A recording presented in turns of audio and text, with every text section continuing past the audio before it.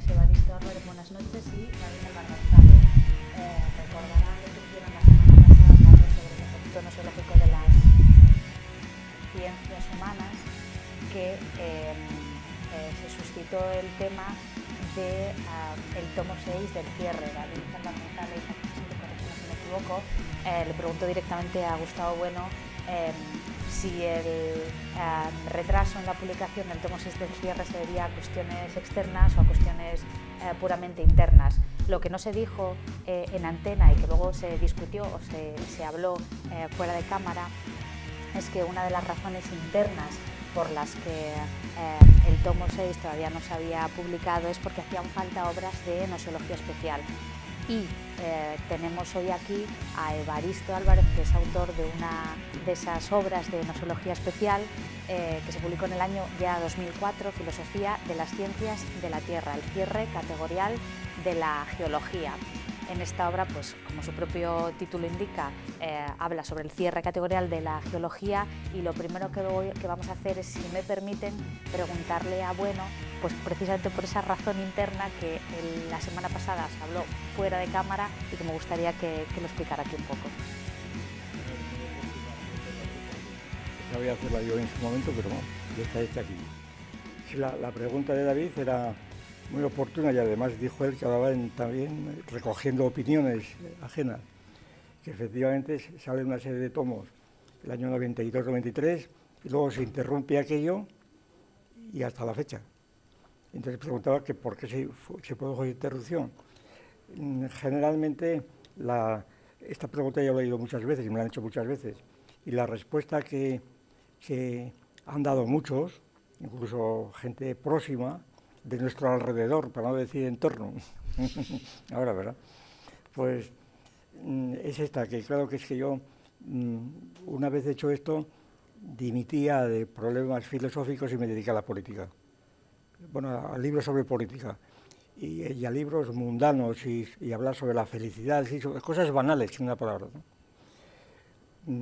Eso no, vamos, serán banales según su juicio. Mis juicios son tan importantes como el otro, pero ese es el margen, ¿no?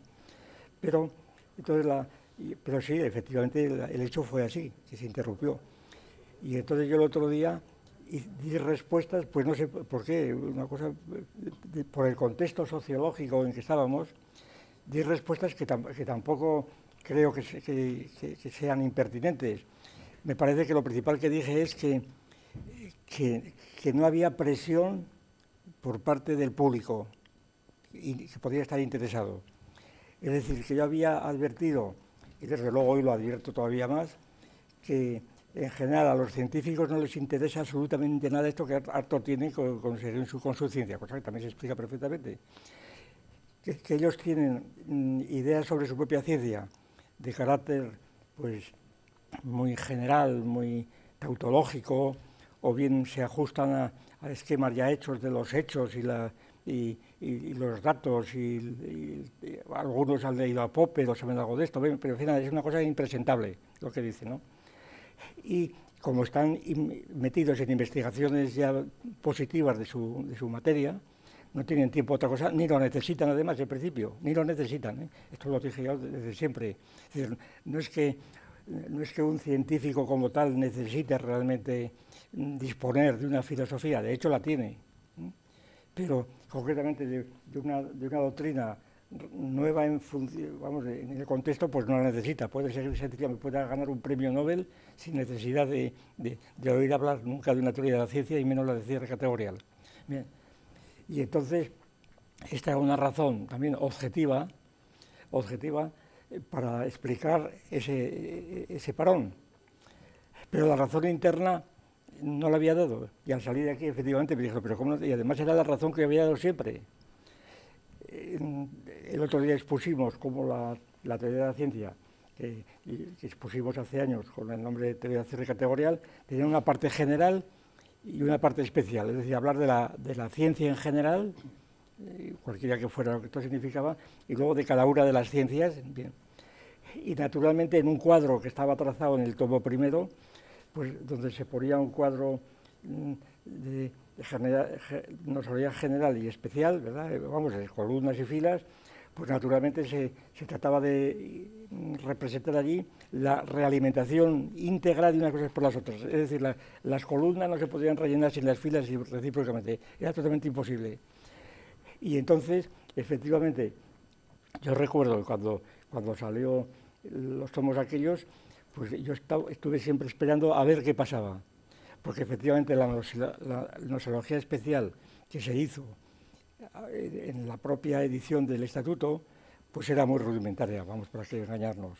Y además eran cosas muy oblicuas, porque era una cosa sobre Piaget, ¿verdad? Que era muy interesante entonces, pero ahora en perspectiva no digamos lo de la gramática generativa, eran cosas muy especiales. La etología tenía más interés, eso sí, lo de la etología, pero, vamos, pero eran trabajos hechos ya ad hoc para aquel Estatuto General. Y entonces pues estaban en gran parte siguiendo directamente, es decir, los que hacían ese trabajo no eran ni gramáticos, ni etólogos, ni nada, eran todos del Departamento de Filosofía, esa es la realidad. De manera que entonces era una especie de tautología, porque lo que se hacía allí era, pues eso, lo hacían los propios profesores de filosofía que había en el departamento entonces.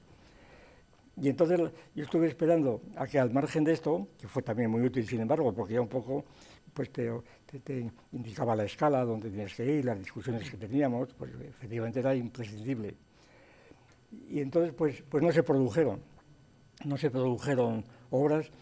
Hubo sí muchos intentos, ¿verdad?, de lingüística y demás, pero eran todos muy, no era lo que se quería. Bueno, y efectivamente yo creo que el primer libro importante fue el de Evaristo, claro. Esto fue el primer libro importantísimo, ahora lo veremos.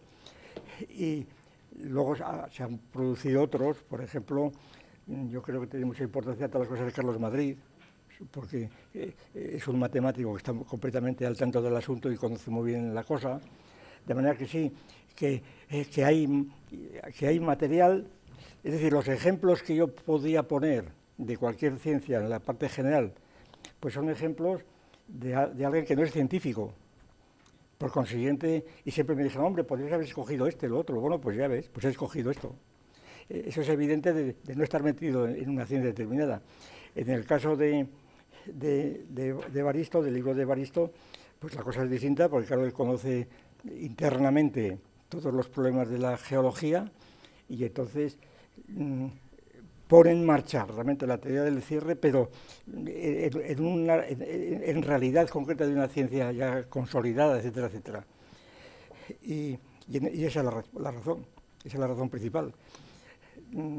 Lo que pasa es que ha tardado tanto tiempo en venir, claro, con esta obra o otra, y 3 más era suficiente ya, era suficiente, no hacía falta esperar todas las horas, pero claro, han pasado casi, pues no sé, 15 años, ¿no? 15 años. Y naturalmente, pues, esto desde el punto de vista biográfico, por lo que a mí atañe, se traduce en tener ya cerca de los 90, ¿verdad? Quiero decir, la cosa cambia mucho, bueno, totalmente, y esa es la cuestión. De manera que espero que, bueno, no espero nada, no creo que vaya a salir, por decirlo así, no, porque ya pero puede ocurrir, así que, pero en fin, tampoco se pierde nada, porque, diríamos, los datos y las líneas y las coordenadas están dadas ya. Es decir, que realmente yo por mi parte, ya lo dije el otro día, yo por mi parte ya he cumplido. Es decir, yo no me siento responsable en absoluto, supuesto que esto tenga importancia, yo me siento responsable, ya está todo hecho. La prueba es, ya lo aprovecho aquí, la prueba es que este libro pues está ya hecho sobre la base de aquel estatuto, o de los tomos, no del tomo sexto o séptimo, está hecho sobre los tomos. Hay materiales suficientes para alguien que tenga inteligencia suficiente, pues pueda sacarle todo el partido posible y descubrir multitud de cuestiones que... esta es la situación. Ahora, sobre este libro, pues qué diría yo, casi mejor que hable primero de Evaristo. Sí, le iba a decir, ¿no? Déjeme que presente a Evaristo, porque como usted bien ha dicho, don Gustavo, Evaristo sabe de lo que habla, claro. Sabe de lo que está hablando porque es licenciado en Geología y en Filosofía, además doctor en Filosofía por la Universidad de Oviedo, y en este libro, que escribió en el 2004, en la introducción, el primer apartado se dedicaba a aclarar el título del libro. y comienza con la siguiente frase: Filosofía de las ciencias de la Tierra pretende ser una investigación en filosofía de la ciencia dedicada especialmente a la geología, y en esa misma introducción le dedica un apartado con un título entre interrogación: ¿Ciencias de la Tierra o Geología? Y me gustaría que por favor nos explicara este punto. Bueno, sí, efectivamente. Estaba pensando, a raíz de la intervención de Gustavo Bueno, en el interés de los científicos, la supuesta falta de interés de los científicos por la filosofía. Y yo no sé si estoy del todo de acuerdo. Yo creo que los científicos siempre tuvieron curiosidad por la filosofía y por el entorno en el que se mueven. Es más, los científicos, cuando hablan con otros científicos, tienen que utilizar un metalenguaje bueno, si están hablando de su especialidad, pues no, pero en el momento en que salen de su estricta especialidad, tienen que utilizar metalenguajes, el primero de los cuales es la filosofía. Lo que sería ya cuestión de discutir es el nivel de esta filosofía. Evidentemente, pues muchas veces es muy pedestre, es muy desordenada, pero bueno, de gente con una preparación científica se pueden esperar lecturas, muchas veces desordenadas, pero bueno, el hecho de que un científico, un geólogo, un biólogo, un químico haya leído a Popper me parece una maravilla. Evidentemente tenderá a tomar a Popper como libro de cabecera y como la Biblia de la filosofía, o a Wittgenstein o al que pille, o a Kuhn, especialmente a Kuhn, ¿no? Claro, se puede objetar la formación en filosofía o las opciones. Muchas veces no son opciones, es sencillamente lo que conocen de filosofía, ¿no? Entonces, pero evidentemente es un conocimiento desordenado. De todas formas, decía Gould que, hablando de las dos culturas, y no es que aquí quiera poner filosofía frente a ciencias, ni por supuesto eso no se solapa con letras frente a ciencias, ¿no? Pero Gould comentaba que conocía a muchos científicos que no habían leído a Shakespeare y que la mayoría de la gente de letras no sabría hacer una raíz cuadrada, pero que mientras que conocía a muchos letrados, gente de letras, que presumían de no saber hacer una raíz cuadrada, no había conocido a ningún científico que presumiera de no haber leído a Shakespeare. Lo cual lo comento porque creo que el oficio de científico lleva inherente una curiosidad, bueno, pues muchas veces cuando se trata de hablar de su especialidad, pues va encaminada hacia la filosofía. Una acotación, totalmente de acuerdo, y me parece una precisión muy cierta. Yo me refería no a los científicos en general. Yo comparando mi propia experiencia, yo recuerdo hace muchos años, pues yo estuve en Salamanca, pues entre cirujanos, bioquímicos, físicos, etcétera, químicos, y efectivamente allí había un interés extraordinario. Y entonces, que era el Círculo de Viena, sobre todo el positivismo en aquella época. Y si todo el mundo había leído o oído hablar de Carnot y demás, y había totalmente. Ahora yo lo que observé que a medida que iban pasando los años, los que yo conocía no se interesaban absolutamente para nada. Y aquí concretamente no ha habido, me he encontrado, vamos, eso sería para escribirlo un día para memorias publicadas después de muerto, ¿verdad? Porque para hablar nombres propios. Me he encontrado verdaderos bestias completamente, ¿no? Hablando de cosas de filosofía. Que yo, no, es que no quiero saber nada, es que nada. El otro día me contaron, pues alguien de Madrid, me lo contó Íñigo Ngay, que estuvo aquí, un magistrado que estaba hablando sobre la guerra, algo así, sobre la guerra, en relación con estas cosas que hay en el Oriente Medio. Y entonces, hablando con él, pues le preguntó si había leído un libro mío sobre la guerra. Y dijo, sí, he oído el libro, pero de filosofía no quiero saber nada. Esa es la actitud. Yo creo que se ha producido últimamente una especie de positivismo de positivismo estúpido, completamente, que se ha ido incrementando, y entonces, efectivamente, como usted decía, pues la gente no tiene más remedio que tener sus ideas filosóficas y cuanto quiere hablar con otros, pero sencillamente yo creo que esto tiene que ver con que la gente ya no habla. Yo he conocido una cosa que me ha hecho mucha gracia siempre, y de profesores o de científicos, dicen, no, yo la biblioteca en la universidad, los de ciencias tenemos la biblioteca en el laboratorio, en casa nada. Por tanto, en casa no se habla de ciencia ni nada, son dos mundos, ¿verdad? Eso es el laboratorio y en casa se habla de lo que sea, ¿no? Y claro, los científicos ahora son mucho más aficionados pues, a hacer vida mundana, ¿verdad? Tienen unos gustos musicales increíbles, unos gustos, es decir, es una gentuza completamente, una verdadera gentuza. Es decir, que ha cambiado completamente, yo creo, en estos últimos años la situación de lo que era un cuerpo de científicos de hace pues 40 o 50 años, creo yo, ¿eh?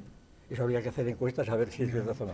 Bueno, los científicos ahora sí que se ven presionados por publicar, la obsesión de publicar, de producir, ¿no? Quizás tengan menos tiempo o le dediquen menos tiempo o piensen que la rentabilidad de dedicarse a lecturas enjundiosas o que se aparten de su especialidad no les resulte rentable, ¿no? En cuanto a la geología o filosofía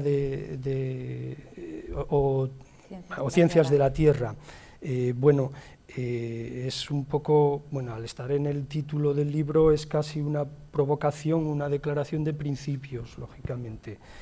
Aquí se trata la geología desde la teoría del cierre categorial, una teoría materialista, una teoría que va a las cosas, que establece a partir de unos términos sintácticos unas relaciones con las cuales va generando dentro de un ámbito un entramado de redes, un tejido que cierra de forma categorial, de forma que la geología es una categoría, y se opone a las ciencias de la Tierra, que es un término hoy muy empleado y que es una especie de sumatorio de distintas ciencias de la Tierra, ciencias que tienen que ver con la Tierra, pero la geología o cualquier otra ciencia no puede ser la ciencia de la Tierra, no tiene un objeto concreto que sea la Tierra, ni siquiera la planetología. La Tierra sería un objeto, un término de la planetología, pero la geología no se puede definir como ciencia de la Tierra. Ciencias de la Tierra pues sería también la oceanografía y sería pues montones la ecografía o sería la peculiaridad de las ciencias como disciplinas es justamente su cierre categorial desde nuestra manera de enfocarlas. Entonces se enfrenta geología a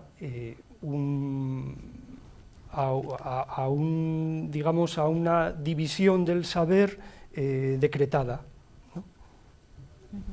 David. Sí, bueno, yo voy a hacer dos cosas. Primero quiero hacer una apología de este trabajo y luego algunas preguntas que a ver si a los contertulios aquí me podrían contestar. Si son como la de la semana pasada, nos va a dar para varios ya, programas. bueno, no creo que va tanto bien. Bueno, lo primero que quiero decir es que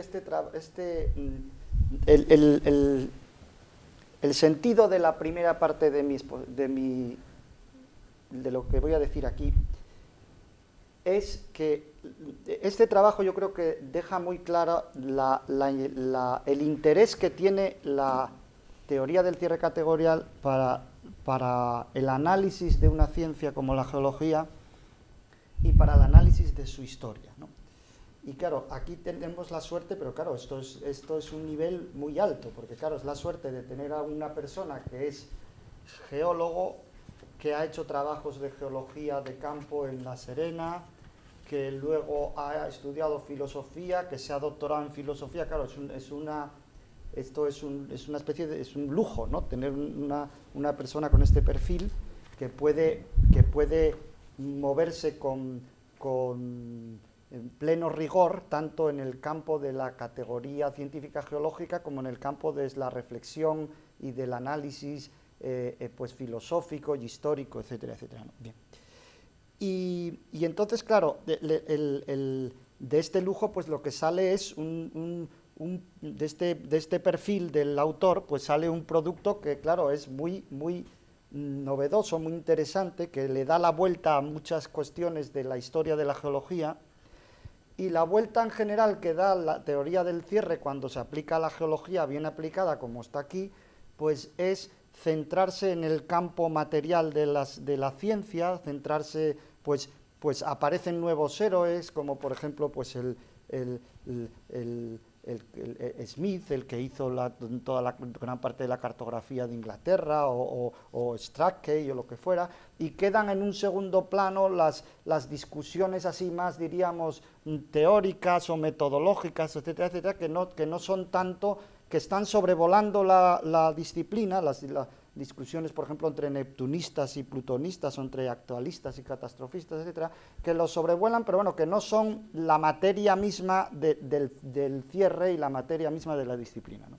Y entonces, claro, de aquí sale pues una historia de la geología muy diferente de todas las que se han hecho antes, muy novedosa, yo creo, con héroes diferentes, y donde se ve cómo la geología es parte de la constitución del mundo del presente, pues ordenada de una manera especial, que es esa racionalidad geológica, ¿no? Bien. Bueno, de esto podríamos hablar muchísimo, porque pero iría todo en la misma línea, en la línea de demostrar que, o de probar que la teoría del cierre categorial y el materialismo aplicado a la filosofía de la ciencia, o este materialismo aplicado a la filosofía de la ciencia, pues tiene un rendimiento muy alto y muy original, etcétera, etcétera, ¿no? Ahora, dicho esto, la pregunta que inmediatamente se le ocurre a uno, y es inevitable hacerla, es, y sobre todo en el contexto de las discusiones que tuvimos aquí en el otro programa a propósito del Estatuto Gnoseológico, es, y claro, teniendo aquí a don Gustavo y a don Evaristo, pues claro, es una tentación que yo no puedo resistir. Y la pregunta es, bueno, y ahora, una vez que está claro que el materialismo filosófico, o por lo menos yo lo veo eso muy claro, y el materialismo gnoseología, o este materialismo gnoseología, tiene estos rendimientos tan importantes a la hora de analizar una disciplina, además como la geología, que es una disciplina morfológica muy especial, etcétera. Bien, ahora tendríamos que hacernos la pregunta contraria, o recíproca, mejor dicho, que es bueno, y ahora este libro de Evaristo, bueno, este libro y un artículo muy importante que tiene sobre el concepto de sistema aplicado a las ciencias geológicas, y otro también muy importante que va a salir ahora en el Basilisco sobre la tectónica de placas, un análisis de la tectónica de placas y de la geología más moderna, incluso de principios de este siglo. Digo, teniendo esta obra aquí toda adelante, ¿no? La pregunta es, bueno, ¿y esto en qué manera afecta o contribuye a la teoría del cierre categorial, o en qué medida modifica o anima a seguir la teoría del cierre categorial, en qué líneas, en qué vías? Como decíamos, no, si la cuestión es una cuestión interna de que no había análisis gnoseológicos especiales, bueno, pues no hay muchos, pero bueno, dentro de los que tenemos, ¿cómo afectan a la Yo puedo responder rápidamente a una cuestión, porque precisamente,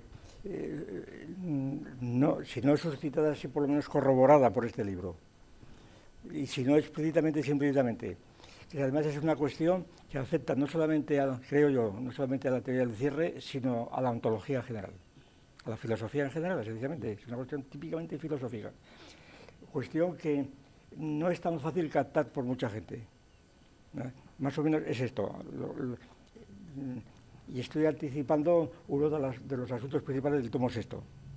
Es lo siguiente, es la cuestión de los contextos determinantes. Es decir, la cuestión es la siguiente, vamos, para que se entienda rápidamente. la teoría tradicional, aristotélica, escolástica, etcétera, la de Euclides de la ciencia, era que la ciencia consistía en ser un conocimiento del universo eterno y que las verdades de la ciencia eran necesarias porque el universo es eterno. Esa es la idea así simplificada. Por tanto, las ciencias naturales, la ciencia de la naturaleza, las ciencias del mar, la de la tierra, las ciencias reales, ¿verdad?, pues son ciencias que nos ponen delante del universo. Por eso la ciencia máxima suprema es la ciencia del universo, es la cosmología. Eso es lo que hoy día se considera realmente. Hay una especie de consenso internacional en donde hoy día la ciencia llega a su límite con la teoría del campo unificado, en donde los físicos principalmente dan una idea general del universo, y ese es el final de la ciencia. Es decir, y eso, bueno, esto es muy conocido, pero voy por ahí. Bueno, pues naturalmente esta idea de la ciencia y la filosofía de esta ciencia, es decir, la filosofía implícita en esta ciencia es la filosofía del monismo, es el monismo. La naturaleza es única, el monismo, y entonces la ciencia nos explica precisamente ese monismo. Claro, el materialismo es sencillamente un pluralismo, Y entonces, claro, la dificultad está que si la ciencia no habla del universo ni puede hablar de más, porque claro, la segunda parte es que esta tesis que está implícita aquí, en el tomo sexto se expone explícitamente. Es decir, la ciencia no puede hablar del universo. El científico que dice que trata del universo no sabe lo que dice, según esa teoría. Porque el universo no es materia de la ciencia, el universo como totalidad, entre otras cosas porque no es una totalidad, pero en fin. Entonces, si una ciencia está circunscrita a su categoría, a una categoría especial de límites más o menos borrosos, que se van ampliando, contrayendo o mezclando con otros, entonces la situación es esta. ¿De dónde puede sacar una ciencia pues la necesidad de sus teoremas, si es que son realmente verdades apodícticas? ¿De dónde puede sacarlas? Esa es la cuestión. Y aquí viene la cuestión de los contextos determinantes, y aquí viene la cuestión de la geología, que es una de las partes, yo creo, que sí que necesita una profundización, creo yo, la teoría de los contextos determinantes. Un ejemplo para que se entienda todo el mundo. Cuando cogemos la primera ciencia que yo creo que existe en la humanidad, que es la geometría de Euclides, yo no conozco otro documento de hace 25 siglos o 23 siglos donde haya ya una ciencia en marcha, dado que hemos discutido y hemos negado las distinciones entre ciencias formales y reales, etc. La geometría de Euclides es una ciencia tan real como puede ser la geología, ¿no? Es decir, está tratando de figuras y cosas que se recortan, bien. Entonces, lo de la ciencia formal y todo eso son teorías idealistas, metafísicas de la ciencia. La geometría tiene un campo material tan real como puede tenerlo la química, en ese sentido, bien. Entonces, un punto de partida que creo que no se puede entender muy bien es la siguiente. ¿Qué es el teorema de Pitágoras? Hombre, pues eso es una cuestión que se discutió durante siglos y siglos, ¿no? Y últimamente se discutió en la época de Husserl, de Heidegger, etcétera. El teorema de Pitágoras pues es la expresión de una verdad eterna de la naturaleza. El teorema de Pitágoras no tiene nada que ver con la mente o en el plan de la teoría de Kant, ¿verdad?, del idealismo, ¿no? El teorema de Pitágoras es un problema real, es una relación de reales que, bien. Y entonces trata pues de unas estructuras que son eternas, claro, están aisladas y que se aprecian en la geometría. Luego habrá puesto las teorías teológicas de Pitágoras, ¿verdad? Es el propio diseño que Dios hizo al crear el mundo, etcétera. Dado que el teorema de Pitágoras, como sabemos, pues no solamente es un teorema entre otros 200.000 sino que ha sido un teorema constante en toda la historia de la ciencia hasta llegar a Einstein, que sigue siendo el teorema fundamental de la relatividad, bien, para la ecuación de distancia. Es decir, no es un teorema por ahí perdido, no. Bien. Pues la situación es la siguiente. La teoría del cierre, como ya me parece que esto lo hemos explicado muchas veces, está explícito. El teorema de Pitágoras no deriva de principios. Es decir, la teoría proposicionalista de la ciencia, hay unos axiomas que Euclides ha dado, cosa que tampoco es incierta, porque no fue Euclides quien dio los axiomas, sino los escoliastas. El teorema de Pitágoras, otro cualquiera, voy a centrarme en el de Pitágoras, que es más conocido. El teorema de Pitágoras no es un teorema que se deduzca de los principios, de los axiomas, de las definiciones, de ahí no se deduce absolutamente nada. El teorema de Pitágoras se fundamenta en lo que llamamos una configuración totalmente artificiosa, que los matemáticos suelen llamar, yo he visto dos denominaciones, una le llaman el molino, por lo menos los ingleses, y otro la silla de la novia, por la disposición del contexto determinante del teorema. Es decir, que es el triángulo rectángulo con los tres cuadrados a su lado, la figura, pues, a veces incluso recuerdo un libro, una historia de las matemáticas de Boyer, me parece, donde aparece allí la silla de la novia, que es pues una novia que está en un carrito, y ese es el teorema de Pitágoras, ¿verdad? Bien. Y el otro es el molino, eso también lo he leído en libros ingleses, un molino donde está dando vueltas, que es el molino con las aspas. Bien. Vamos a la situación. Esta configuración es totalmente artificiosa. Es decir, el hecho de poner un triángulo y agregarle tres cuadrados, ¿verdad?, a sus lados, a los lados, es totalmente artificiosa, es una cosa extrínseca, es un pedacidens, totalmente pedacidens. Es una configuración. Es, como diría Whewell, una coligación. Una coligación. Lo que pasa es que la idea de coligación de Whewell pues era una cosa de tipo psicologista, se dice kantiano. Yo no estoy muy de acuerdo que fuera kantiano.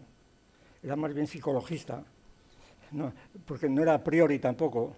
Es decir, porque la teoría de las coligaciones de Whewell no era una teoría, pues eso, que evocase las categorías de Kant. Hombre, algo tenía que ver, ¿verdad?, porque estaba ya dada previamente, pero su inspiración era más bien de tipo empirista, positivista, en la línea de Bacon, etcétera.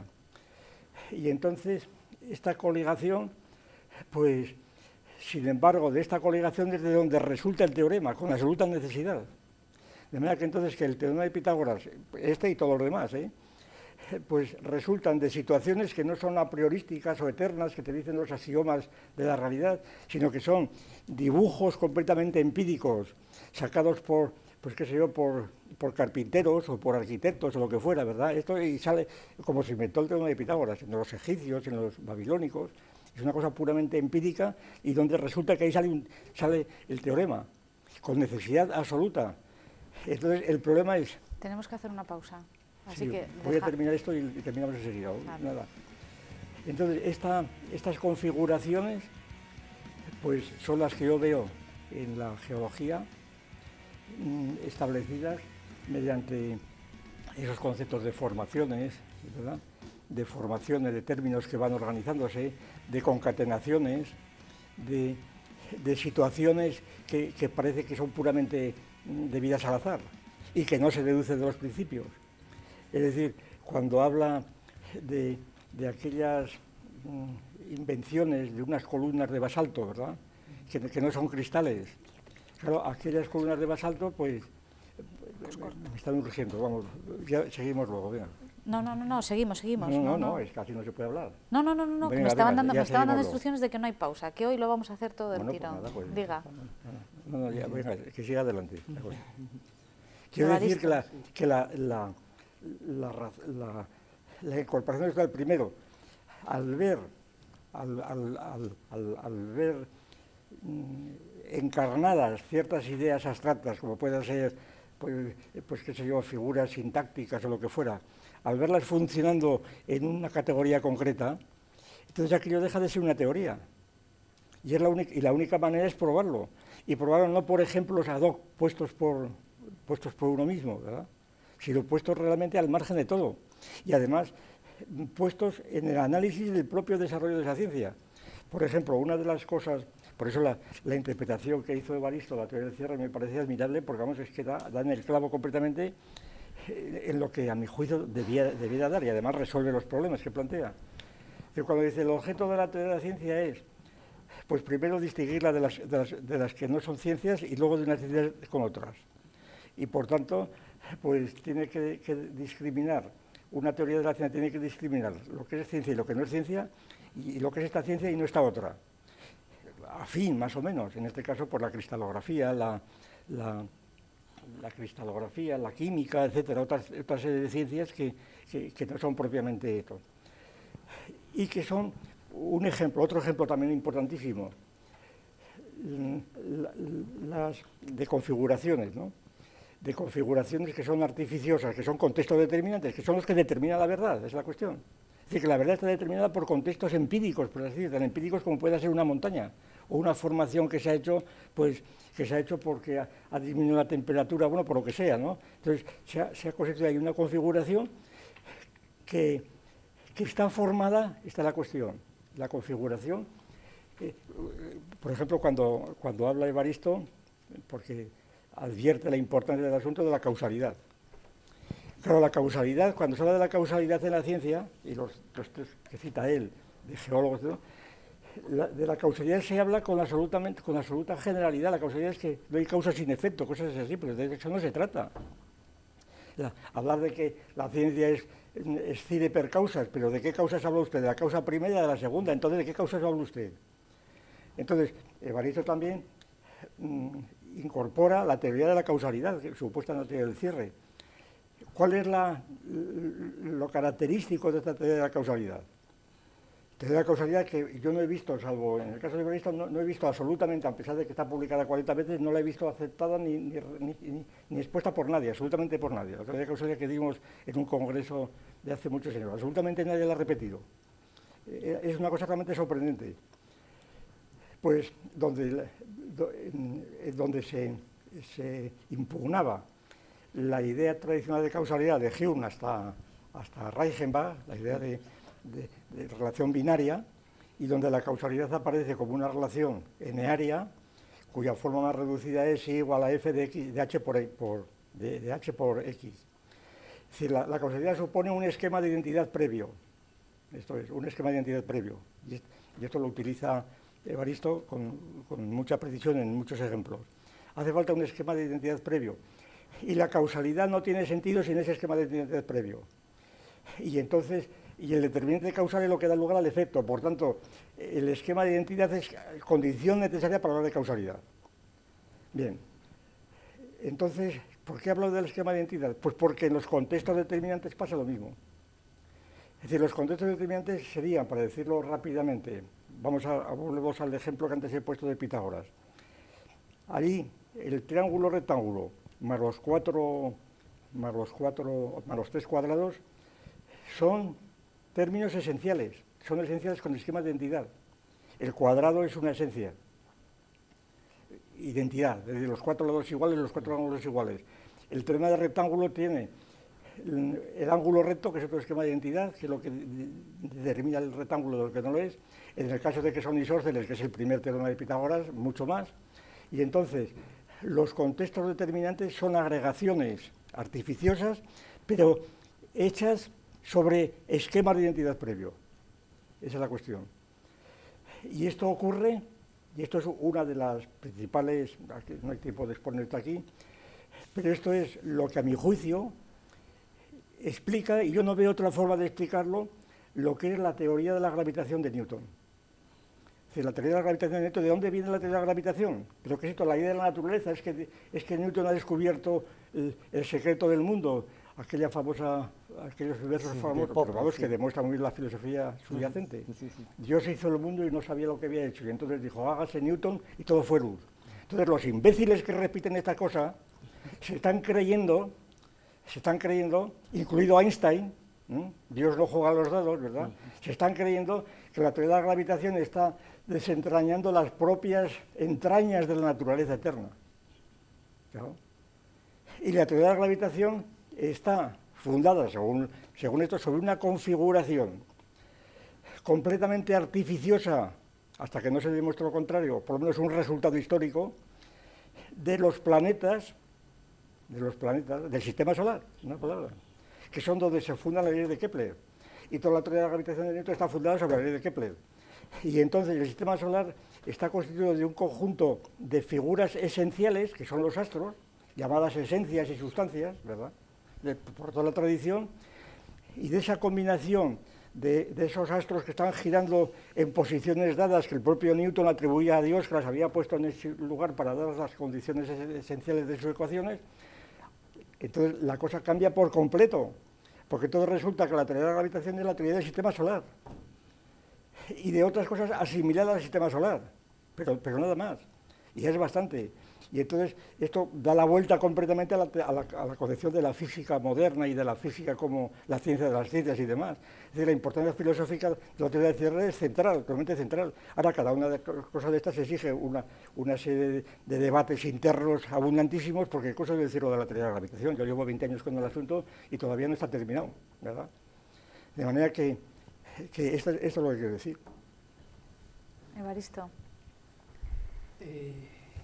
Bueno, estaba dándole vueltas a cómo, y también enlazando esto y la pregunta de David, cómo puede informar, puesto que la noseología especial de la ciencia tiene que ser, forzosamente, tiene que estar centrada en una categoría cerrada, en este caso la geología podría ser otra.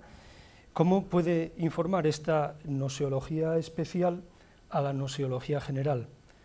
Y viceversa. Aquí hay una constante realimentación, supongo. En mi caso, y ahí igual explica un poco pues mi biografía filosófica, ¿no? Yo estudié la teoría del cierre categorial contigo, tú eras mi profesor,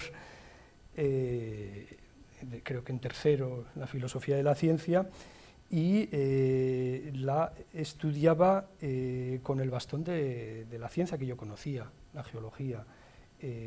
Las cosas, la noseología general es mucho más difícil de comprender si no se tiene al lado la casuística, si no se tiene la ejemplificación. Bueno, yo empecé a estudiarla así. Seguramente el haber mi primer contacto con la teoría del cierre haya sido de estudiante fue muy interesante, y de hecho creo que pues seguramente la poca presión esa falta que echamos de menos en una utilización de la teoría del cierre categorial se deba a la propia dificultad de la teoría. La teoría es difícil. Si alguien quiere ponerse a ello, lo primero que tiene que hacer es estudiarla modestamente. Quiero decir, aquí sí que no hay filosofía para princesas ni caminos para reyes. Aquí hay que ponerse a ello. Yo estudié con un callao en la mano, que era la geología. Hice la tesis buscándole las cosquillas a la teoría, donde no encontraba un ejemplo, donde no encontraba la aplicación. Bueno, ¿y aquí qué pasa? Testándola. De hecho, bueno, yo pienso que la teoría del cierre categorial sobre todo es una herramienta crítica, quiero decir, es algo... es inherente. Todos los que practicamos la teoría del cierre categorial, por definición, buscamos la crítica de todo, por supuesto de la propia teoría, intentando triturar aquello, ver cómo encaja, lo que no encaja. A mí me parece que esa es la manera de informar. Evidentemente, hay casillas que quedan muy bien. Hay otras que pueden ser vías pues a lo mejor de información a la teoría general o viceversa. En cualquier caso... En cambio, la perspectiva, yo leyendo este libro, pues eso, ayer o esta mañana, la inversa, la recíproca suya es esta. Que yo me hacía esta pregunta: ¿cómo podría explicar un geólogo normal, ¿verdad?, el estilo de Kuhn, este problema sin la teoría del cierre? Claro, efectivamente. ¿Cómo podría explicar esto? A ver, que me diga usted cómo lo explica, que es siempre lo que yo me empeñaba siempre. A mí déjeme de historia de T1 y cómo la teoría de T1, sino explíqueme esto, el teorema de Pitágoras, explíqueme esto, déjeme de historias. O explíqueme pues estos estratos, explíqueme esto, no en general, porque entonces, en cuanto desconectas de la materia ya estás en un terreno totalmente, pues eso, indeterminado, donde puedes decir lo que te parezca, ¿no? Y puedes plantear pseudoproblemas de que si el sujeto, yo qué sé, lo que quieras, es la teoría de la ciencia ordinaria. Y entonces, por eso yo la pregunta siempre multitud de pasajes, ¿no? ¿Y cómo puedo explicar? Porque son problemas comunes, no son problemas que se ha inventado Evaristo, son problemas que estaban planteados. Digo, ¿y cómo podía explicar ahora estos problemas? La propia teoría de placas, bueno, la misma cuestión de que hemos suscitado, bueno, y que trata aquí en las primeras páginas, yo creo, y después volver a ellas, la que está ligado con la ciencia de la Tierra.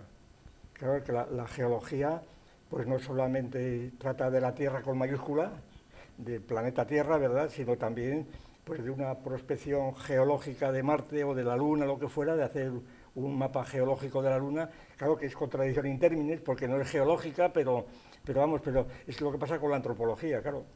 Es decir, la geología no es geología, pues ahí está la cuestión. ¿Por qué? Porque, precisamente por esto, bueno, es una explicación que voy a dar en cuanto a los contextos determinantes, porque los contextos determinantes de la geología, que son como ciencia morfológica, son totalmente concretos, es decir, son encajes como podría ser la paleontología, la reconstrucción de un esqueleto o de un jarrón que está de un arqueólogo, ¿no?, que son cosas totalmente concretas. Se trata de encajar unos fragmentos con otros, pues como en el caso de Wegener, de encajar unos fragmentos con otros, es decir, son morfologías empíricas. Como empíricas son, vuelvo otra vez, que era una idea que quería haber expuesto, pero simplemente hago citarla, como empíricos son los coacervados de Oparin, y no son indeducibles de la bioquímica. Eso es lo que no entra en la cabeza. Cuando los físicos garantizan tener la clave de la ciencia del universo con la ciencia unificada, porque a partir del Big Bang o de lo que fuera, se llega, cuando se han enfriado la temperatura suficiente, que no han aparecido los hadrones, los neutrones, etcétera, entonces vienen los coacervados y ahí viene la vida. Entonces, cosa más clara, está todo, claro. Pero es que hay unos saltos totalmente de discontinuidades completas, porque los coacervados no se deducen tampoco químicamente.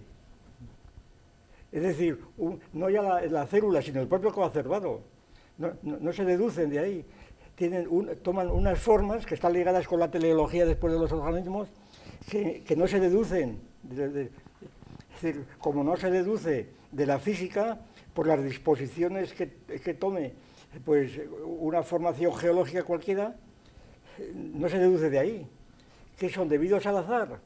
Pues debidos a lo que usted quiera, pero de la misma manera que las figuras de los triángulos, del triángulo de Pitágoras que había dicho yo, pues tampoco se deduce de esto. Que no hay ningún teorema de Euclides que diga,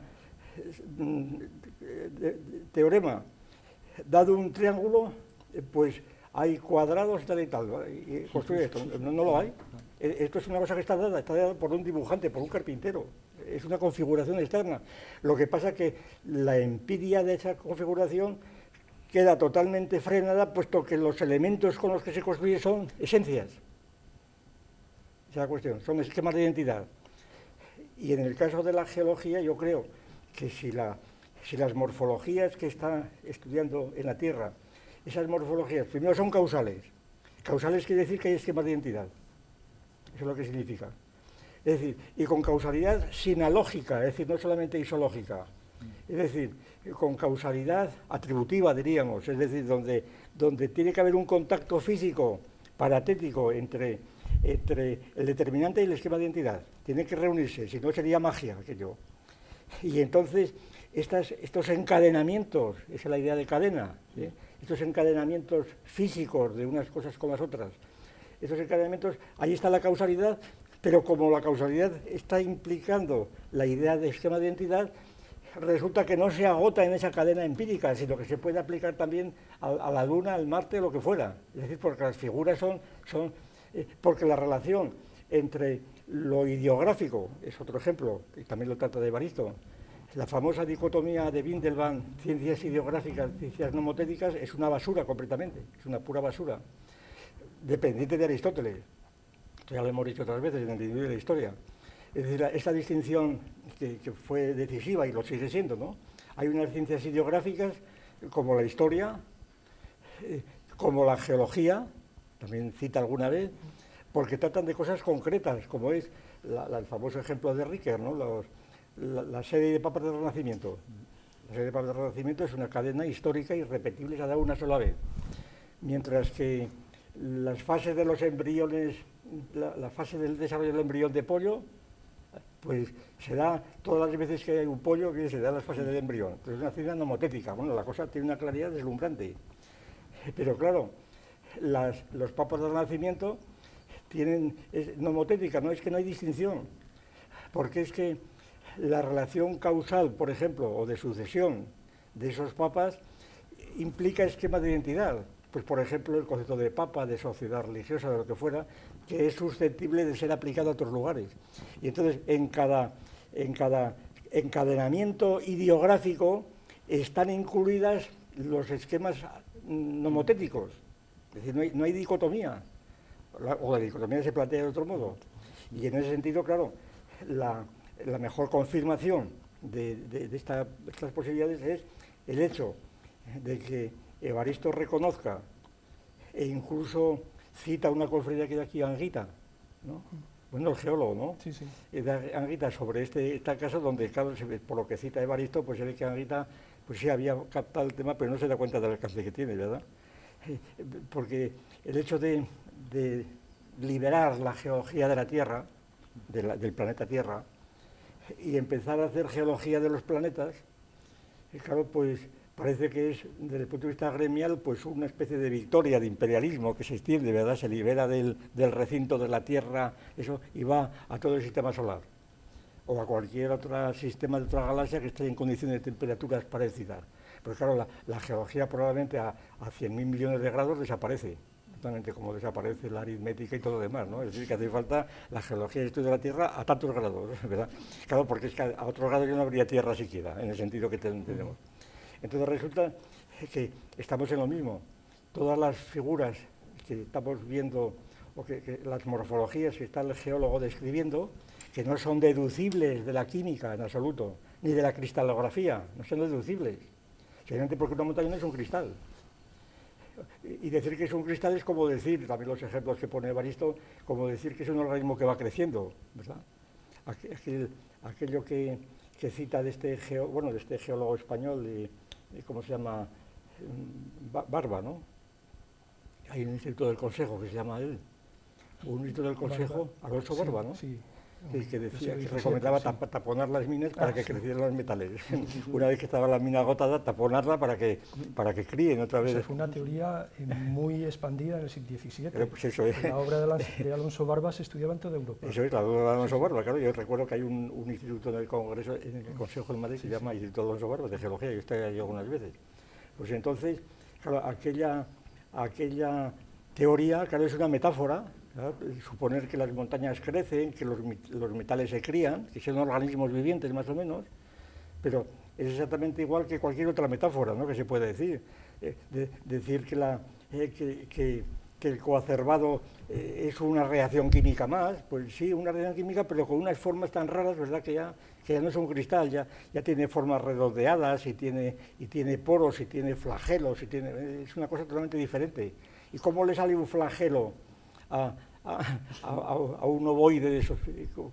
Bueno, no, es todo química, mire usted, lo que decía Ochoa, aquí tantas veces hemos repetido, es que es todo química, bueno, eso lo dirá usted, señor mío, ¿verdad? Pero como lo dice, pues ya se queda tan tranquilo y te descalifica completamente los demás. Yo he contado, lo vuelvo a repetir aquí porque viene el caso, he contado una anécdota con Ochoa, premio Nobel, reconocidísimo, y yo no soy quien para discutir ese reconocimiento, que un día yo le pregunté, haciéndome el tonto como natural, que si realmente, ¿qué entendía él cuando decía que todo era química? Todo es química. Muy claro. Y me miró como diciendo, parece mentira que usted lo dude. Y digo, no, todo es química. Bueno, pues entonces, este libro también es química, ¿no? Hombre, por supuesto, como dice, pero ¿cómo pregunta usted estas simplezas? Y le pregunté, bueno, ¿y cómo demostraría usted que es química esto? Hombre, muy sencillo. Se incinera el libro, las cenizas se analizan y se obtienen, pues, 35% de carbono, no sé, tal. Digo, muy bien. Qué interesante, qué interesante. Y el hombre estaba allí, y no, qué bárbaro. Y entonces le hice yo esta pregunta. Y entonces, si todo es química, claro, estas dos letras, esta R y esa S que están aquí contiguas, están unidas por enlaces iónicos o covalentes. Entonces él me miró completamente asombrado, como diciendo, este tío es tonto. Y yo cuando vi cómo miraba dije, este tío es un bobo completamente, ¿no? Y así fue todo. Y eso es el asunto y no hay más, ¿verdad? Entonces, yo he hecho esta pregunta a muchos profesores de química después y me he encontrado con la misma reacción. Hombre, que tiene que ver eso, coño, todo, si todo es química, la razón de que estén ordenadas las letras aquí tiene que también ser química. Hay un enlace, pues a ver si es útil de una forma u otra, y si no, pues entonces no diga que todo es química, claro. Pues este argumento no hay forma de metérselo en la cabeza a ciertos señores, por eso yo muchas veces ya he renunciado, digo que piensen lo que quieran, que sigan descubriendo, pues, sustancias complejas, ¿verdad?, para tomarlas en el café nosotros, ¿verdad?, pero que no digan más, ¿verdad? Claro. David, nos quedan muy pocos minutos y le quedaban 2 preguntas. Sencillamente no, era esto, ¿no? Lo de la cuestión de en qué medida la teoría del cierre se puede ver afectada por estos trabajos, como por ejemplo el de Carlos Madrid o este de Evaristo que estamos considerando aquí. No, la pregunta era fundamentalmente esa. Sí, pero yo creo que la respuesta es que muchos no en la letra de lo que está escrito, sí, sino en la interpretación, en adición de nuevas perspectivas, en confirmaciones y en planteamientos totalmente nuevos y en relaciones totalmente nuevas, sobre todo de tipo filosófico, vamos, completamente. Es decir, realmente leer un libro de análisis de una ciencia tal como el de Evaristo es el verdadero alimento para la teoría, constantemente. Es decir, solo sea la ejemplificación, ¿no? Ahí sí, pero es que la ejemplificación es un modo también muy simplista de decir lo que es. Sí. Es que es el contenido mismo. Es ver cómo funciona. Quiero decir que los ejemplos son el contenido mismo. Es lo que puede ofrecer también la noseología especial a la general, ¿no? Sí, también por eso que se realimentan completamente.